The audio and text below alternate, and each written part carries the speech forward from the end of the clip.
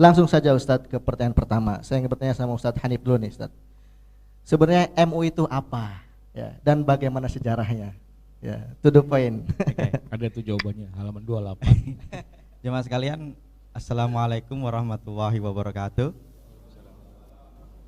Alhamdulillah, insya Allah hari ini kita akan membahas tema tentang Majelis Ulama Indonesia.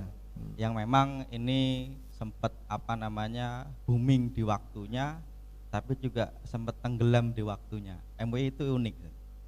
Sesekali fatwanya dibela rame-rame, sesekali ketuanya tidak dibela rame-rame. Ini unik nih. Makanya kita harus tahu dulu nih, MUI itu sebenarnya apa sih? Ini sebenarnya melanjutkan tentang kajian saya yang telah terdahulu. Kalau dulu saya membahas KMK itu tentang fatwa. Tentang fatwa, sudah kita bahas ya. Tapi saya nggak yakin jamaah tahu nih, atau jamaah ingat nih. Pernah ya, Ustadz Hanif dulu ya? pernah membahas tentang fatwa. Kalau nggak ingat bisa nonton lagi nggak? Bisa. Di mana? Di rumahfikih.com ada, di YouTube-nya juga ada, di share channel juga ada. Iya. Ini sebenarnya sebagai lanjutan dari yang kemarin sudah saya bahas tentang fatwa. Kalau dulu masih umum tentang fatwa, ini lebih menukik tentang MUI-nya. Walaupun sebenarnya fatwa MUI itu sendiri kita telah bahas lebih secara umum. Hari ini kita akan bahas lebih detail. Kalau tadi Ustaz Sarwat bilang bikinnya cuma sehari, ya sebenarnya sih itu ngeditnya. Kalau bikinnya berbulan-bulan Ustaz. Karena ini masuk dalam tesis saya di bab 3 kalau nggak salah, yang mana judulnya sebenarnya Fathul Dzari'ah di dalam Fatwa Majelis Ulama Indonesia. Salah satu babnya tentang MUI. Maka kata beliau Ustaz Sarwat, ya udahlah cetak aja biar nanti jamaah bisa sambil baca-baca, sambil coret-coret. Cuma kalau coret-coret nanti bayar dong Ustaz. Bayar ya.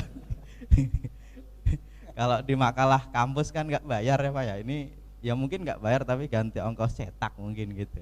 Oke, sebenarnya kalau ditanya apa itu MUI memang gampang Pak. MUI itu singkatan dari Majelis Ulama Indonesia gitu Pak ya. Apa itu MUI ya? Kepanjangannya adalah Majelis Ulama Indonesia. Ini secara sederhana Pak, tapi secara lebih spesifik sebenarnya kita bisa lihat yaitu sebenarnya apa sih. Kalau kita lihat di dalam websitenya MUI itu sendiri, mereka mengatakan begini, MUI itu lembaga swadaya masyarakat. Lembaga swadaya masyarakat, LSM. LSM. Ini yang harus digarisbawahi. Nanti kita akan coba memetakan positioning MUI dalam beberapa model. Bagaimana MUI dengan pemerintah, bagaimana MUI dengan ormas-ormas lain. Karena di dalam MUI nanti ada NU, Muhammadiyah. Boleh nggak kalau ketua NU itu keliru statementnya, MUI bilang kamu keliru, kamu sabut pernyataannya. Ini boleh atau enggak? Apakah atas bawah atau setara? Ini nanti ada. Karena ini nanti unik. Karena MUI itu memang seolah-olah di atas karena dia Majelis Ulama Indonesia. Tapi kalau kita lebih detailkan begini, MUI itu lembaga swadaya masyarakat yang mewakili atau yang mewadahi ulama, kemudian zu'ama dan juga cendekiawan. Jadi unik nih. Uniknya MUI itu majelis ulama, tapi yang diwadahi tidak hanya cuma ulama, tapi juga zu'ama. Ini zu'ama nanti insya Allah saya bisa menjelaskan itu zu'ama itu apa. Dan juga cendekiawan. Indonesia itu dibedakan antara ulama dan cendekiawan. Terus bedanya apa gitu ya Pak ya. Kita akan lihat nanti. Kemudian yang mana ada di Indonesia dan juga sebagai untuk membimbing, membina dan mengayomi muslimin di seluruh Indonesia. Ini secara sederhana sebenarnya MUI seperti itu. Jadi kalau ditanya MUI itu apa? MUI itu Majelis Ulama Indonesia sebagai lembaga swadaya masyarakat yang mewadahi ulama pertama, kemudian zu'ama dan juga cendekiawan. Oke. Ini tentang apa itu MUI. Iya. Sejarahnya bagaimana Ustaz? Tadi kan pertanyaan apa MUI dan bagaimana sejarahnya. Sejarahnya ini sebenarnya cukup panjang ya. Tapi kalau kita lihat memang secara resmi MUI itu berdiri, Bapak-bapak bisa lihat di halaman 31. Nah, gitu ada sejarahnya, di mana kalau ditanya lebih detail kapan berdirinya MUI yang ada sampai hari ini bisa dikatakan tanggal 26 Juli 1975. Kalau sekarang 2019 berarti 1975 berapa tahun? Banyak tahun. 45, 74. Berapa?